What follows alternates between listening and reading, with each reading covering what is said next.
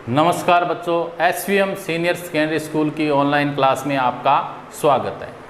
तो प्यारे बच्चों, आज सामाजिक विज्ञान कक्षा 10 के अंदर नेक्स्ट टॉपिक है अपना चोल प्रशासन। कल हमने चोल वंश के बारे में पढ़ा था। चोल वंश के विभिन्न शासकों से हम परिचित हुए थे, उनके द्वारा किए गए साम्राज्य विस्तार को समझा और चोल वंश के शासक कौन कौन से थे इनसे हम परिचित हुए। आज का अपना टॉपिक है चोल प्रशासन, कि दक्षिण भारत के अंदर जो चोल राजा हुए उनकी जो प्रशासनिक व्यवस्था थी, उनका प्रशासन किस प्रकार हुआ करता था। तो आज हम उनकी प्रशासनिक व्यवस्था पे चर्चा करेंगे।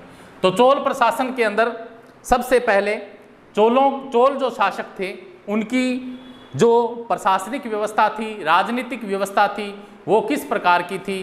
तो वो कौन, पहले चर्चा करते हैं अपने राजतंत्रात्मक व्यवस्था थी, यानी चोलों का जो प्रशासन था राजा का शासन, यानी राजतंत्रात्मक शासन प्रणाली देखने को मिलती है।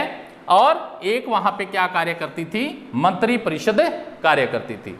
तो चोलों का जो प्रशासनिक व्यवस्था थी, राजनीतिक व्यवस्था थी, वो किस प्रकार की थी, राजतंत्रात्मक थी। और दूसरी वहां पे क्या है, मंत्री परिषद है जो कार्य करती थी। इसके बाद में चोलों का जो प्रशासन था वो किस प्रणाली पे आधारित था, ग्राम पंचायत प्रणाली पे आधारित था। जैसे ग्राम पंचायत के अंदर सरपंच होता है और अलग अलग जो ग्राम पंचायत होती है वो अलग अलग वार्डों के अंदर विभाजित होती है। इसी तरह ठीक है, ग्राम पंचायत प्रणाली पर क्या है, चोलों की प्रशासनिक व्यवस्था है वो टिकी हुई थी। अब बात करते हैं चोल साम्राज्य। चोल जो प्रशासन है वो 6 प्रांतों के अंदर, ठीक है, चोल प्रशासन में 6 प्रांतों में विभक्त था। अब अलग अलग 6 भागों के अंदर क्या है, ये चोलों का जो प्रशासन है उसको बांटा गया था। 6 विभाग थे जिसको क्या बोला जाता था, मंडलम बोला जाता था। क्या बोला जाता था, मंडलम बोला जाता था। मंडलम जैसे किसको कहा जाता था, प्रांत को कहा जाता था। जैसे कोई देश है, उस देश को राज्यों में, प्रांतों में बांटा जाता है, फिर उसको जिलों में बांटा जाता है, राज्यों को जिलों में बांटा जाता है, जिलों को क्या है, तहसील में बांटा जाता है, और फिर क्या है, ग्राम पंचायत स्तर पे। तो इस तरह जो चोलों का जो राज्य होता था, जो ये चोलों दक्षिण भारत के जो इनके राज्य थे, इनके प्रांत थे, उनके 6 भाग बनाए गए थे। क्या है, उसको 6 भागों में बांटा गया था। 6 प्रांत थे और उन प्रांतों को क्या है, बोला जाता था मंडलम। ठीक है, तो प्रांत किसको बोला जाता था, मंडलम। और ये मंडलम कितने थे, 6 थे। अब इस मंडलम के कुछ उप विभाग थे, कोटम या नाडु, ठीक है, जिला, ठीक है, इनको जिलों में विभाजित किया गया था। और फिर कुरम, तहसील, और फिर गांव। तो इस प्रकार क्या है, ये मंडलम के जो 6 मंडलम थे इनके उप विभागों को फिर बांटा गया था, कोटम में, जिलों में, तहसीलों में और ग्राम पंचायतों में, इस तरह बांटा गया था। और मंडलम से लेकर गांव तक सभाएं बनी थी, जो कि 2 प्रकार की थी, यानी एक तो उर बोला जाता था और एक को क्या बोला जाता था, सभा। क्या बोला जाता था, एक को उर बोला जाता था और एक को क्या बोला जाता था, सभा बोला जाता था। तो मंडलम के उप विभाग थे कोटम, नाडु, कुर्रम, ठीक है। तो ये 3 विभाग थे। और मंडलम से लेकर गांव तक जो सभाएं होती थी 2 तरह की, एक सभा, एक उर, ठीक है, जिसमें ब्राह्मण वगैरह, ठीक है, जो पुरोहित वगैरह ये हिस्सा लिया करते थे। गांव के प्रतिनिधि जो चुना जाता था उसका क्या होता था, चुनाव होता था, निर्वाचित होता था। गांव का जो प्रतिनिधि चुनते थे उसका क्या होता था, चुनाव होता था।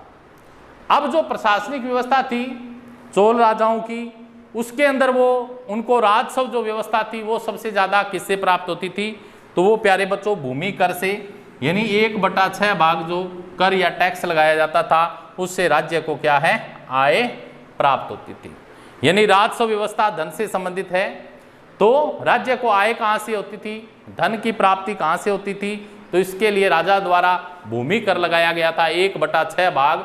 ठीक है, राज्य को जनता क्या है, कर के रूप में देती थी और राज्य इसको वसूलता था। यही क्या है, राज्य की आय होती थी। इसके बाद में प्रशासनिक व्यवस्था में चोलों के पास 3 प्रकार की सेनाओं का उल्लेख मिलता है। जो चोल सेना थी उसके 3 अंग थे। एक पैदल सेना, चोल राजाओं के पास क्या थी, पैदल सेना थी, और दूसरी थी घुड़सवार, तीसरी थी गजारोही, और इसके बाद में कहा जाता है कि चोलों ने आने वाले समय में जल सेना का भी गठन कर लिया था, ऐसा उल्लेख भी आता है। तो प्यारे बच्चों, आज अपने चोल प्रशासन के बारे में पढ़ा। एक बार फिर बता देता हूं, चोल प्रशासन राजतंत्रात्मक और मंत्री परिषद पर आधारित था। राजा का शासन हुआ करता था। चोलों की जो प्रशासनिक व्यवस्था थी वो ग्राम पंचायत जो प्रणाली थी उस पर आधारित थी, और चोल जो प्रशासन था वो 6 प्रांतों के अंदर, 6 राज्यों के अंदर बटा हुआ था, जिसको क्या बोला जाता था, मंडलम। जो राज्य होते थे उसको प्रांत या राज्य, उसको उस समय क्या बोला जाता था, मंडलम बोला जाता था। और मंडलम के उपविभाग थे कोटम, इनको जिलों में बांटा गया था। नाडु या कोटम जिले को कहते हैं, तहसील। कुर्रम ग्राम, ठीक है, ग्राम गांव या कुर्रम एक ही बात। 3 विभाग थे। तो इस तरह से ये प्रशासनिक व्यवस्था थी। इनके अलग अलग अधिकारी होते थे, अच्छा, राज्य स्तर पे, ठीक है, मंडलम के अधिकारी होते थे। उसके बाद में ये जो कोटम अधिकारी, नाडु जिले का अलग, कुर्रम ग्राम के अलग अलग ये अधिकारी होते थे, और वो अपने अपने क्षेत्र की जो प्रशासनिक व्यवस्था थी उसको संभालते थे। मंडलम से लेकर गांव तक सभाएं बनी होती थी, जो कि 2 प्रकार की होती थी। एक उर सभा ब्राह्मणों की, और दूसरी क्या होती थी, सभा ग्रामीणों की। इसमें पुरोहित वगैरह हिस्सा लेते थे। गांव के प्रतिनिधि प्रतिवर्ष निर्वाचित होते थे चुनाव के द्वारा, उनको चुना जाता था। अब चोल प्रशासन है उसकी राज व्यवस्था भूमि कर के रूप में क्या है, सबसे ज्यादा इनकम होती थी। 1/6 भाग जो भूमि कर लगाया गया था।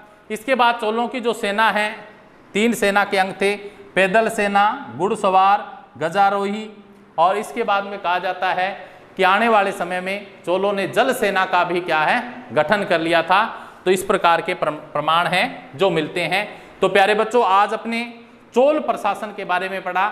तो चोल प्रशासन के बारे में आप क्या जानते हैं, एक क्वेश्चन बड़ा बनता है इसमें, और 4-5 इसमें छोटे क्वेश्चन बनते हैं। तो उनको आपको वीडियो सुनना है और इनको याद भी करना है, ठीक है।